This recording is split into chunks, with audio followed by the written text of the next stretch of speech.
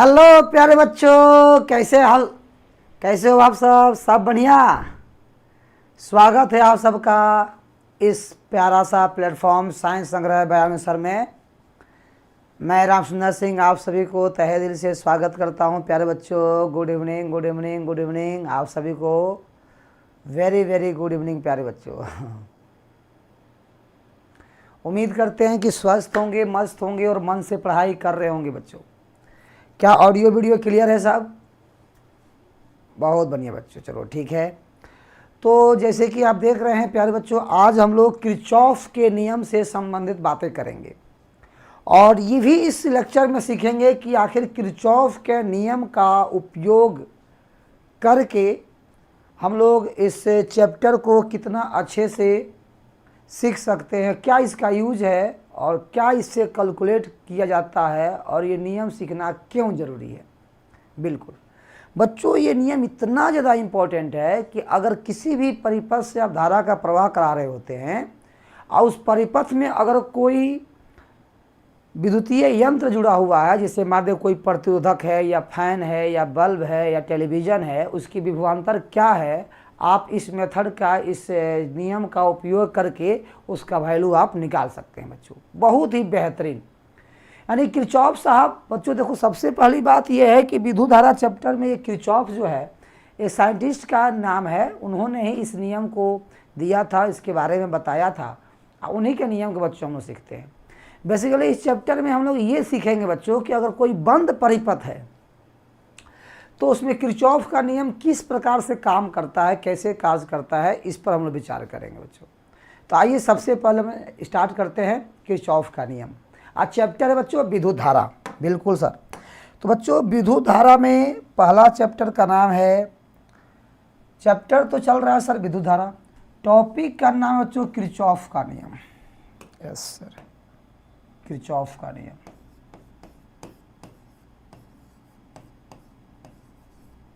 Kirchhoff का नियम।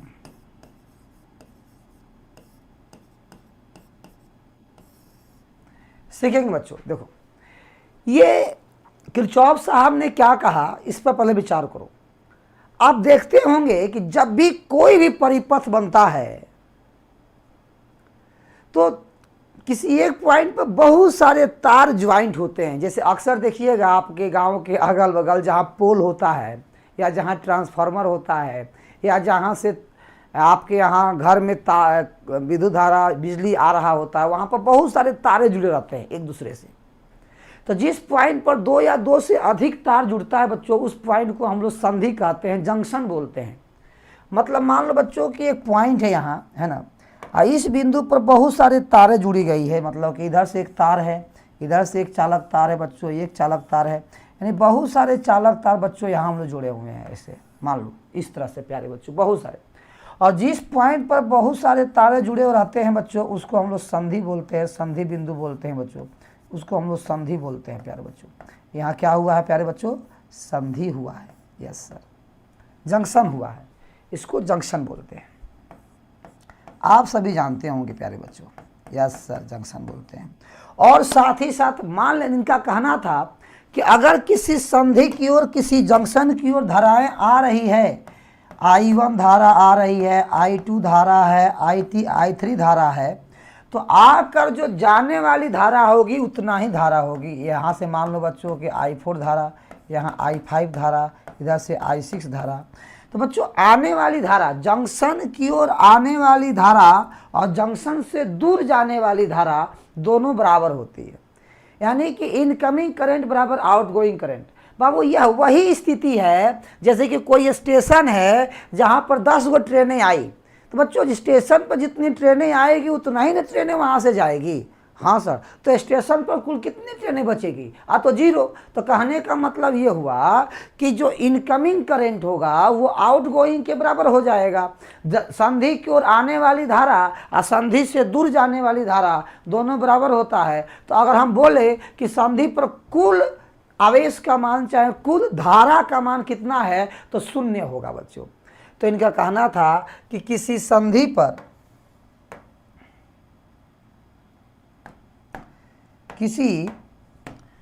किसी एकदम शॉर्ट में लिख रहा बच्चों, किसी परिपथ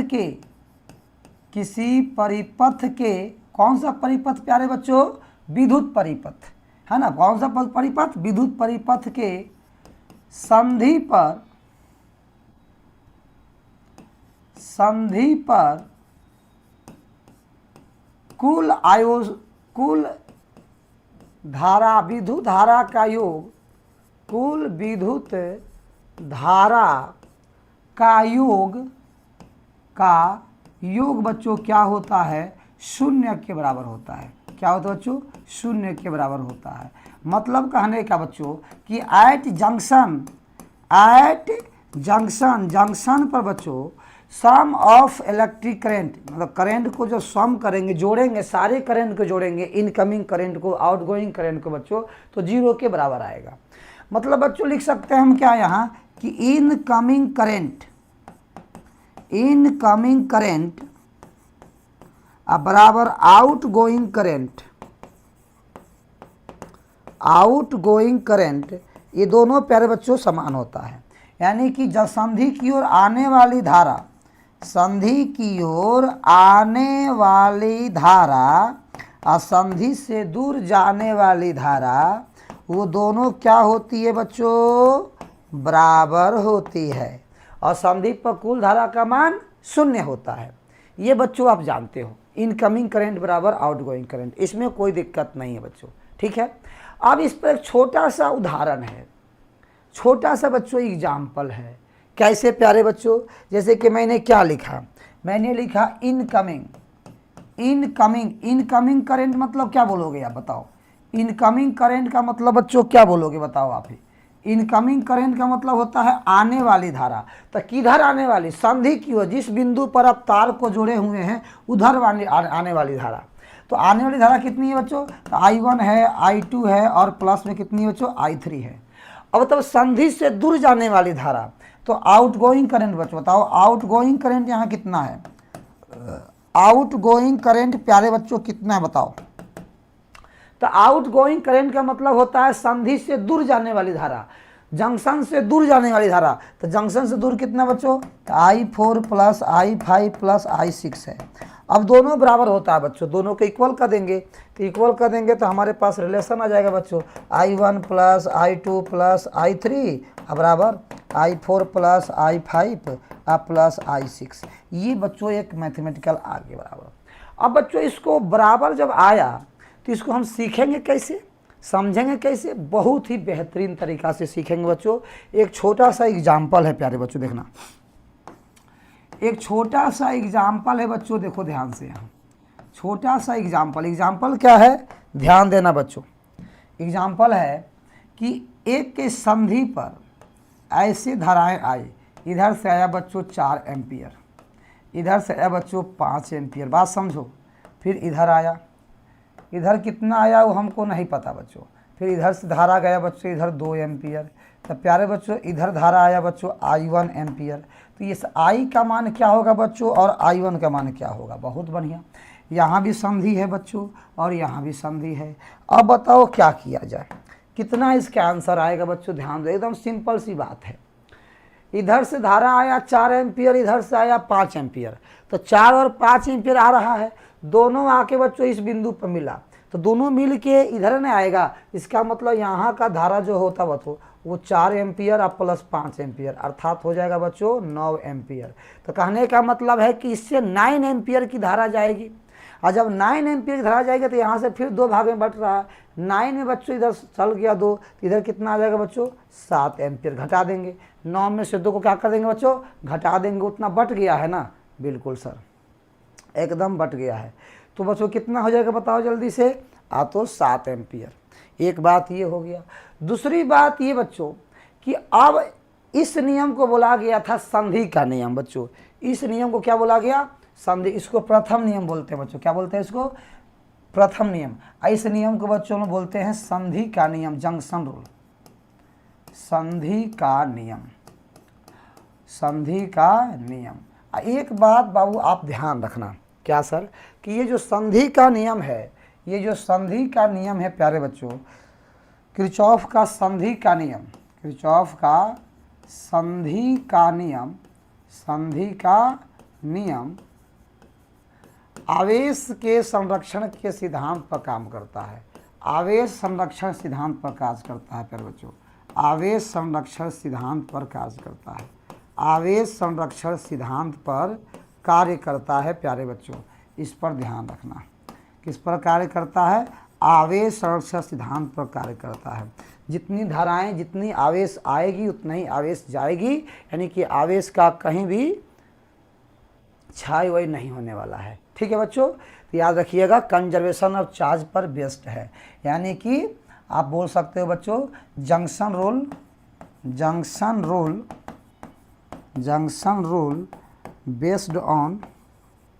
based on conservation of charge. Conservation of charge बच्चों, कंजर्वेशन ऑफ चार्ज याद रहेगा प्यारे बच्चों। यस सर, इस बात को आप ध्यान रखेंगे, बहुत इंपॉर्टेंट है प्यारे बच्चों। कंजर्वेशन ऑफ चार्ज पर ये बेस्ड होता है। ठीक है सर, बहुत बढ़िया। आगे बढ़ा जाए। ओके सर, आप देखो बच्चों ध्यान से। दूसरा नियम होता है बच्चों, किरचॉफ का जो दूसरा नियम है उसको बोलते हैं बच्चों लूप का नियम। उसको क्या बोलते हैं बच्चों? लूप का नियम। यस सर, लूप रूल जिसको बोलेंगे बच्चों हम लोग,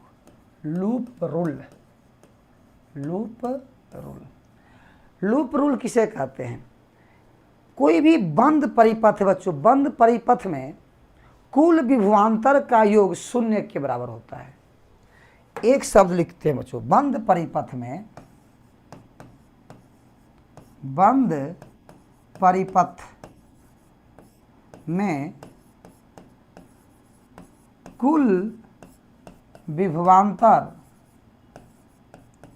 कुल विभवांतर का योग 0 होता है बच्चों। देखना 0 के बराबर होता है। 0 होता है, एकदम शॉर्ट बच्चों इसको बताते हैं। इसको समझना बच्चों, इसको समझना।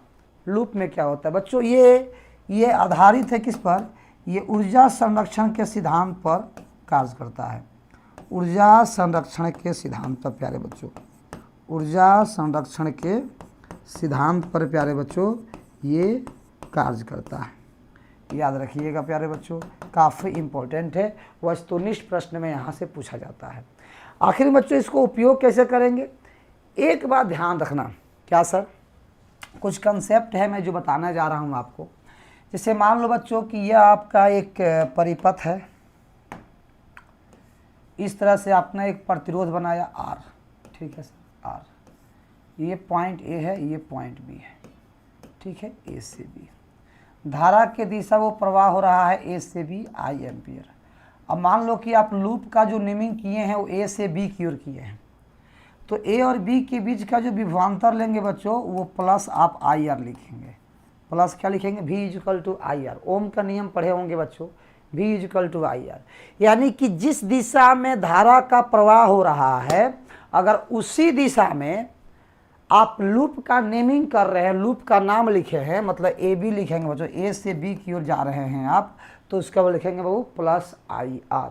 आप लिख के बनाएंगे प्लस IR, कोई दिक्कत नहीं होगा प्यारे बच्चों।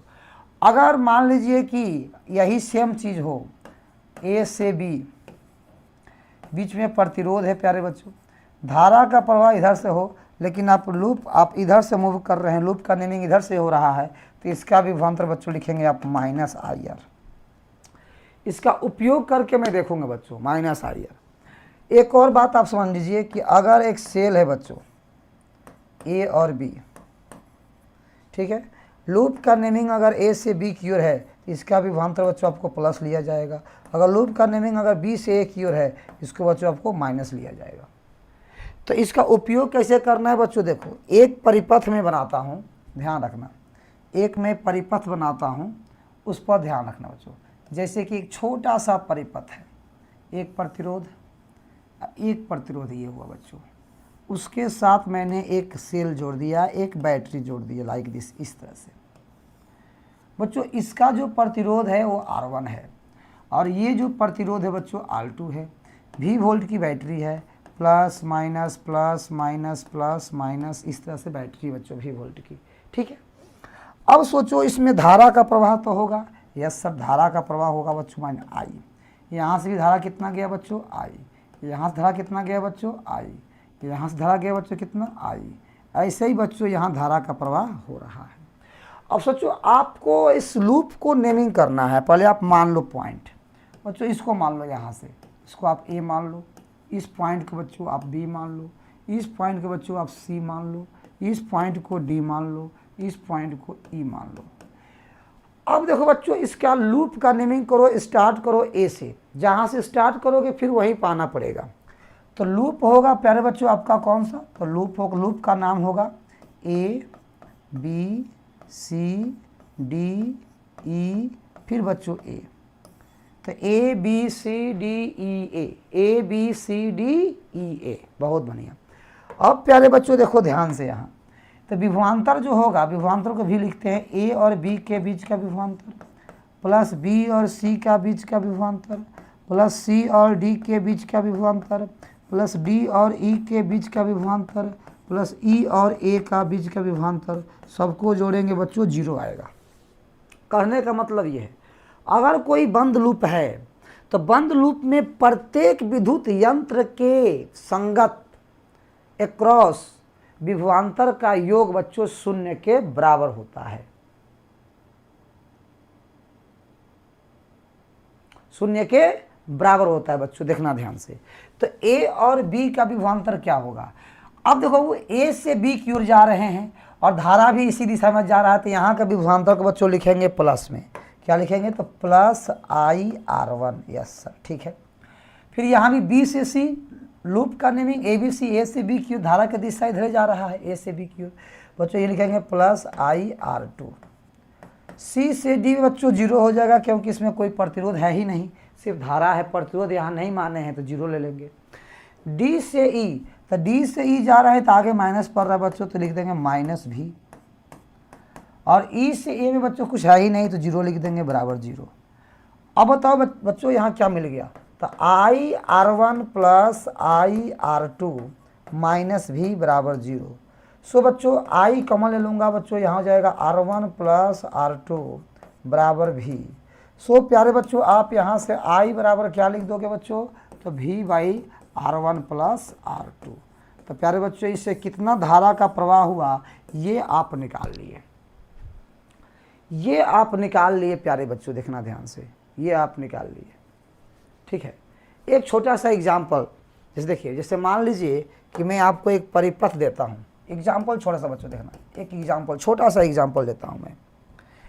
एक बच्चों देखो एक परिपथ मैंने ऐसे लिया, ये बच्चों 4 ओम का है, एक और मैंने लिया बच्चों यहाँ प्रतिरोध, ये 6 ओम का है, और प्यारे बच्चों यहाँ मैंने 10 वोल्ट का मैंने बैटरी जोड़ा बच्चों, 10 वोल्ट का। तो इससे कितना धारा का प्रवाह होगा इसको हमको निकालना है बच्चों, कितना धारा का प्रवाह होगा। मानते हैं कि आप सीरीज कॉम्बिनेशन, पैरेलल कॉम्बिनेशन अभी मान लीजिए कि आप नहीं पढ़े हैं, आप सिर्फ अभी किरचॉफ का नियम का अप्लाई करना सीखे हैं। तो आप सबसे पहले बैटरी जो आप जोड़े हैं, तो बैटरी जोड़ने के बाद आप देखेंगे कि इससे धारा का प्रवाह हो रहा है। क्या बच्चों, धारा का प्रवाह हो रहा है कि नहीं हो रहा है, हो रहा है। तो उस धारा के प्रवाह को आप करवाइए, यानी कि चारों तरफ उसको धारा का प्रवाह आप करवाइए, ठीक है।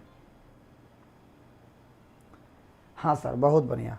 तो धारा का प्रवाह बच्चों इसमें करवाइए, आई धारा प्रवाह करेगा, यहाँ से भी आई, यहाँ से भी आई, यहाँ से भी आई। बच्चों अब देखो ध्यान से, किरचॉफ का द्वितीय नियम यहाँ अप्लाई करो, यहाँ लगाओ बच्चों, किरचॉफ का द्वितीय नियम यहाँ लगाओ आप। अब सोचो अगर इससे धारा आई का प्रवाह हो रहा है, आप अगर ए से चलना शुरू करते हैं बच्चों, इस पॉइंट को आप बी मान लो, इस पॉइंट को आप सी मान लो, इस पॉइंट को आप डी मान लो, इसको आप बच्चों ई मान लो। पहली बार मैं लूप का नेमिंग कर रहा हूँ, बाद में इसका ज़रूरत भी नहीं पड़ेगा आपको। आइए लूप लिखिए बच्चों, ए बी सी डी ई ए, फिर ए तक आ गए, ठीक है। बोलो बच्चों ए और बी के बीच का विभवांतर, सबसे पहले ए और बी का, ए बी के बीच का विभवांतर, प्लस बी और सी के बीच का विभवांतर, फिर सी और डी के बीच का विभवांतर, फिर डी और ई के बीच का विभवांतर, फिर ई और ए का बीच का विभवांतर, बराबर में बच्चों 0। अब बच्चों ए बी के बीच के विभवांतर क्या है बच्चों, 4i, आई आर लिखेंगे ना, आई का मान आई है, आर का मान 4 है, तो 4i होगा, प्लस बी और सी के बच्चों 6i होगा, यहाँ भी देखो आई है बच्चों, 6i होगा। सी और डी के बीच के बच्चों 0 लिखेंगे, कोई प्रतिरोध है ही नहीं। डी और ई के बीच जो -10 लिखेंगे बच्चों, -10 वोल्ट। और ई और ए के बीच बच्चों कितना होगा, 0 बराबर 0। अब इसे सोल्व करो, हल करो प्यारे बच्चों, इसको हल करो तो 4i और 6i बच्चों 10i, और माइनस में 10 बराबर 0, तो 10i बराबर 10, तो i बराबर कितना है बच्चों, 1 एम्पियर। मतलब इस परिपथ से कितना धारा प्रवाह होगा बच्चों, 1 एम्पियर। 1 एम्पियर आ गया, इसका मतलब यहाँ हुआ बच्चों, इससे 1 एम्पियर की धारा प्रवाह होगा, इससे भी 1 एम्पियर की धारा। तो अब इस प्रतिरोध का, इस 4 ओम के प्रतिरोध का इसका विभवांतर कितना होगा बच्चों, विभवांतर, तो V = IR होता है। तो I का मान 1 है, R का मान 4 है, इसका मान कितना हो जाएगा इसका बच्चों, 4 वोल्ट। तो 4 ओम वाले प्रतिरोध का विभवांतर बच्चों आ गया है 4 वोल्ट। उसी प्रकार बच्चों बताया जाए कि अगर 6 ओम वाला जो प्रतिरोध है, इसके पास कितना विभवांतर होगा बच्चों, तो V = IR लिखेंगे। I का मान 1, R का मान 6, यानी कि 6 का में 6 यानी कि 6 वोल्ट। तो 6 ओम वाला का विभवांतर हो गया बच्चों कितना वोल्ट, 6 वोल्ट। क्लियर है बच्चों, यस सर, ये 6 वोल्ट हो गया। इसी प्रकार बच्चों एक छोटा सा एग्जाम्पल और करते हैं, उसको आप बनाने का प्रयास करेंगे, उसको समझने का प्रयास करेंगे, और उसका आंसर भी कमेंट करेंगे प्यारे बच्चों। आ जाइए ध्यान से। जैसे मान लो बच्चों कि एक परिपथ हो गया, इस तरह से परिपथ है, इस तरह से परिपथ है। इसमें बच्चों हम लोगों ने क्या किया, ऐसे प्रतिरोध हमने, फिर बच्चों यहाँ बैटरी हम जोड़ दिए। ठीक है सर, बैटरी जोड़ दिए। बैटरी बच्चों 18 वोल्ट का बैटरी है बच्चों। देखो ये 2 ओम का हो गया, ये 3 ओम का हो गया बच्चों, और ये हो गया बच्चों 1 ओम का प्रतिरोध हो गया। ध्यान रखना। तो इस तरह से इसमें 3 प्रतिरोध लगाया गया। तो इसमें प्रश्न क्या पूछा जाता है बच्चों कि यहाँ देखो, पहला प्रश्न इसमें यह है बच्चों कि इससे प्रवाहित होने वाला विद्युत धारा का मान ज्ञात करें। इसमें विद्युत धारा क्या होगा, विद्युत धारा। दूसरा प्रश्न है बच्चों कि प्रत्येक प्रतिरोधक का विभवांतर बताइए बच्चों। जितने भी इसमें प्रतिरोध आप जोड़े हैं उसका विभवांतर क्या होगा बच्चों, ये बताइए। ये 2 प्रश्न है बच्चों, यहाँ ध्यान से। कैसे बनाया जाएगा, तो सबसे पहला काम है कि इसमें धारा का प्रवाह कराइए बच्चों। आप धारा का प्रवाह कराइए बच्चों। आप plus minus plus minus plus minus plus minus, धारा प्रवाह होगा आई, यहाँ से भी आई, यहाँ से भी आई, यहाँ से भी आई, यहाँ से भी आई, इधर भी आई। बच्चों आप यहाँ से चलना शुरू करते हैं ना बच्चों, चलिए अब फिर घूम फिर के बच्चों यहीं पे आना है। यस सर, कि किरचॉफ का द्वितीय नियम का अप्लाई कीजिए। इस प्रतिरोध से आई धारा प्रवाहित हो रहा है। इसका प्रतिरोध है 2 ओम, तो इसका विभवांतर होगा बच्चों 2i, प्लस इसका कितना होगा बच्चों 3i, प्लस इसका कितना बच्चों 1i, -18 = 0। बोलो बच्चों, क्लियर है यहाँ तक, होगा कि नहीं? यस सर, बिल्कुल होगा। अब देखो बच्चों ध्यान से, यहाँ बताओ 2i 3i 5i 5 1 6 यानी 6i हो गया बच्चों, -18 बराबर 0। तो 6i = 18, तो बच्चों i = कितना आ जाएगा 3 एम्पियर।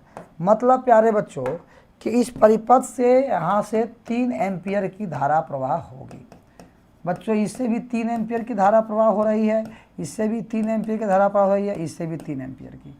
अब बताओ प्यारे बच्चों कि इस 2 ओम का विभवांतर कितना होगा। 2 ओम का विभवांतर = होता है V = IR। तो बच्चों I का वैल्यू यहाँ है 3 और R का मान है बच्चों 2, तो 3 दूना 2 यानी कि 6 वोल्ट आ गया इसका। यस सर, 6 वोल्ट आ गया।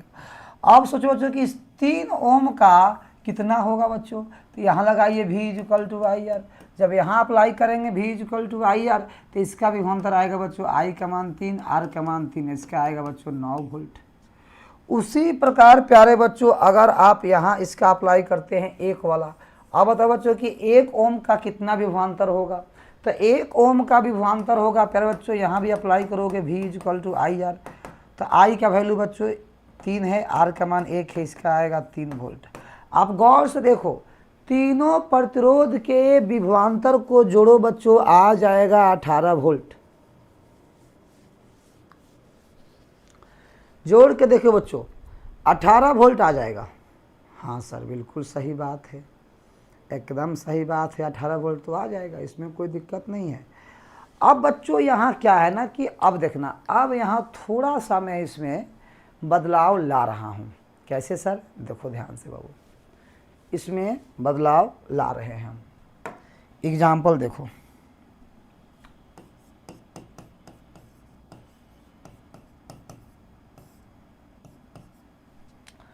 एग्जाम्पल देखना बच्चों ध्यान से, यहाँ बदलाव क्या इसमें आ रहा है उस पर विचार करना। ठीक है सर? अगर मान लो बच्चों कि तुमको ऐसा परिपथ में दे दूं, फिर एक ऊपर से इस तरह से,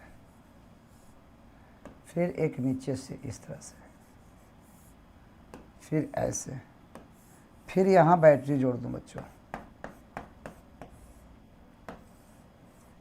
ये हो बच्चों 3 ओम, ये हो 6 ओम, ठीक है, ये हो बच्चों 4 ओम, ये हो बच्चों 12 वोल्ट। अब बताओ बच्चों कि इस परिपथ से कितना धारा का प्रवाह होगा। इस परिपथ से प्रवाहित धारा का मान बहुत बताना है, कितना धारा का प्रवाह होगा। सबसे पहला काम हमको बच्चों यहाँ आई निकालना है। पहले मैं आई निकालूंगा, फिर उसके बारे में कोई बात करूंगा बच्चों। बैटरी जोड़ने के बाद धारा का प्रवाह तो होगा सर, और धारा का प्रवाह होगा धनात्मक सिरा से ऋणात्मक सिरा की ओर। अब प्यारे बच्चों यहाँ देखो, धारा का प्रवाह जो होगा धनात्मक से ऋणात्मक, मतलब इधर से धारा गया आई, यहाँ भी बच्चों धारा आई, इधर से भी धारा आई। अब यहाँ है प्यारे बच्चों जंक्शन, तो मान लेते हैं बच्चों कि ऊपर से जो धारा जा रही है उसका वैल्यू है I1, तो नीचे से कितना धारा का प्रवाह होगा प्यारे बच्चों बता दो, तो I minus I1। Yes sir, फिर मिल के टोटल धारा कितना हो जाएगा बच्चों यहाँ I। देखो यही है कंडीशन। हाँ सर ये तो बात सही है। तो प्यारे बच्चों एक बात बता दो हमको, तो क्या सर, आप ध्यान से देखो कि अगर मैं ऊपर ऊपर का लूप ले लेता हूं इस तरह से, तो उसका समीकरण क्या बनेगा बताओ। इसका तो बच्चों आ जाएगा 4I, इसका भी विभवांतर हो जाएगा बच्चों 3I1, ऐसे आएंगे फिर -12 बराबर 0। यस सर, तो ये क्या हो जाएगा 4I प्लस 3I1 बराबर 12। इक्वेशन नंबर फर्स्ट, समीकरण 1 आ गया बच्चों। फिर अब इसी लूप में अगर हम रहें तो कितना होगा बच्चों, देखो ध्यान से। अगर सिर्फ इस लूप में हम रहते हैं तो इसका लिखेंगे बच्चों हम 3I, ऐसे अपोजिट में जा रहे हैं तो माइनस, तो I माइनस I1 इंटू में बच्चों कितना हो जाएगा 6 बराबर 0। अब इसको हल करते हैं बच्चों, तो आ जाएगा 3I, हम माइनस से गुणा करेंगे बच्चों 6I, माइनस माइनस प्लस बच्चों 6I1 बराबर 0। तो बच्चों देखो यहाँ 3 में से 6 गया तो -3I बराबर -6I1, माइनस माइनस कट गया बच्चों, यहाँ देखो आ जाएगा 3I बराबर 6I1। तो I इक्वल टू बच्चों हो जाएगा 2I1, ये आ गया बच्चों, I इक्वल टू 2I1, एक रिलेशन आ गया। अब प्यारे बच्चों इसमें जो है कि आप ही वैल्यू को आप रख सकते हो, I को 2I1 आप रख सकते हो बच्चों। देखो I को 2I1 आप रख सकते हो,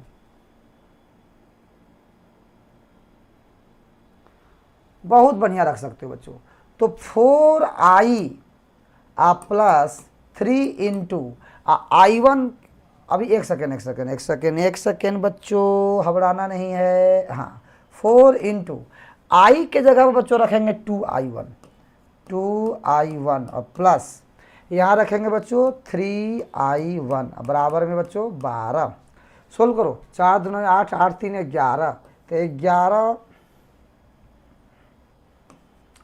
8 3 11, 11 बच्चों I1 बराबर 12। सो बच्चों I1 इक्वल टू हो गया बच्चों 12/11। तो I1 का मान आ गया बच्चों 12/11। जब I1 का मान आ गया बच्चों 12/11, तो I का मान कितना है बच्चों 2 गुणे 12/11, यानी कि 12 दूना 24/11 एम्पियर आंसर। 24/11 एम्पियर आंसर प्यारे बच्चों, बोलो क्लियर हुआ क्या?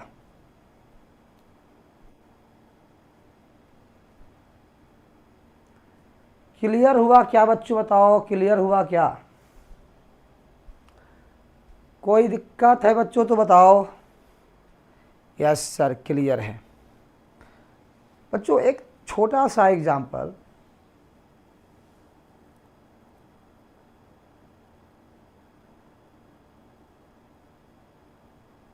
हाँ बच्चों ठीक है, आ जाओ। तो इस तरह से एक छोटा सा एग्जांपल और करो बच्चों, पूरा दिमाग लगाओ, देन आफ्टर हम आगे बढ़ेंगे बच्चों, ठीक है। आ जाना बच्चों ध्यान से। जैसे इस पर किया जाए बच्चों, ये बच्चों हो गया देखो, फिर ऊपर में बच्चों हो गया इस तरह से, फिर यहाँ हो गया उसी टाइप का बच्चों, ये हो गया 4 ओम, ये हो गया 4 ओम, ये हो गया बच्चों 6 ओम। फिर बच्चों यहाँ बैटरी जोड़ दिए बच्चों हम कितना 24 वोल्ट का। अब बताओ प्यारे बच्चों क्या होगा इसका, इसको कैलकुलेट करो। इसमें आई का मान क्या होगा, टोटल धारा का मान, इससे कितना प्रवाह किया जाएगा, टोटल धारा बच्चों बताओ।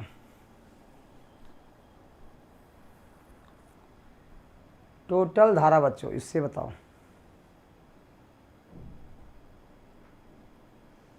एकदम सेम तरीका है बच्चों, धारा का प्रवाह कराएंगे, धारा का प्रवाह बच्चों आई कराएंगे, यहाँ से भी आई होगा बच्चों, यहाँ जंक्शन है संधि है, तो ऊपर धारा जाएगा बच्चों कितना I1, और नीचे आएगा धारा बच्चों कितना I माइनस I1। फिर बच्चों इधर से I आ रहा है, फिर इधर से बच्चों आ रहा है I माइनस I1, दोनों जुटेगा तो फिर क्या मिल जाएगा बच्चों, I मिल जाएगा। अब इक्वेशन लिखो बच्चों, ऊपर वाला जो लूप बनेगा इस तरह से, ऐसे जो लूप बनेगा प्यारे बच्चों, इस लूप को देखो, इक्वेशन लिखो। तो 4I प्लस 4I1 माइनस 24 बराबर 0, ठीक है बच्चों, यस सर। तो इसको 4 से काटो तो I प्लस I1 बराबर 6, इक्वेशन नंबर फर्स्ट बच्चों। और इस लूप का इक्वेशन लिखो बच्चों क्या आएगा, तो 4I1 और माइनस 6 इंटू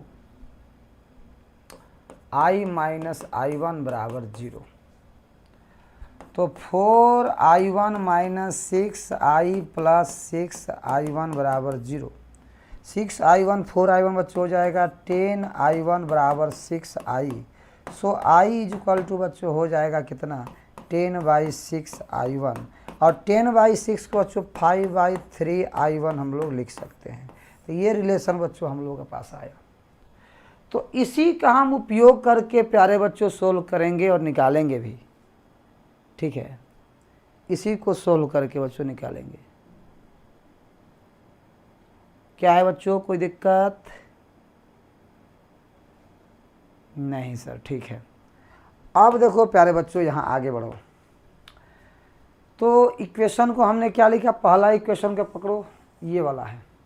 आई के जगह पर बच्चों रखेंगे 5/3, तो 5/3 I1 आप प्लस में I1 बराबर 6, 3 5 8, 8I1 बराबर 18, तो I1 बराबर 18/8, 9/4, 9/4 एम्पियर बच्चों।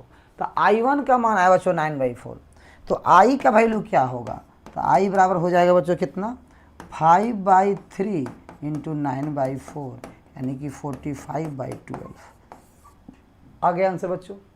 तो प्यारे बच्चों ये किरचॉफ के नियम से संबंधित क्वेश्चन थे, उस पर न्यूमेरिकल्स था। इन दोनों रूल को आप याद रखेंगे, सीखेंगे, समझेंगे। उम्मीद करते हैं कि आप स्वस्थ रहेंगे, मस्त रहेंगे। मन से पढ़ाई कीजिए बच्चों।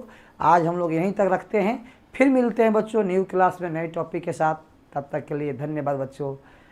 मस्त रहिए, स्वस्थ रहिए और मन से पढ़ते रहिए बच्चों।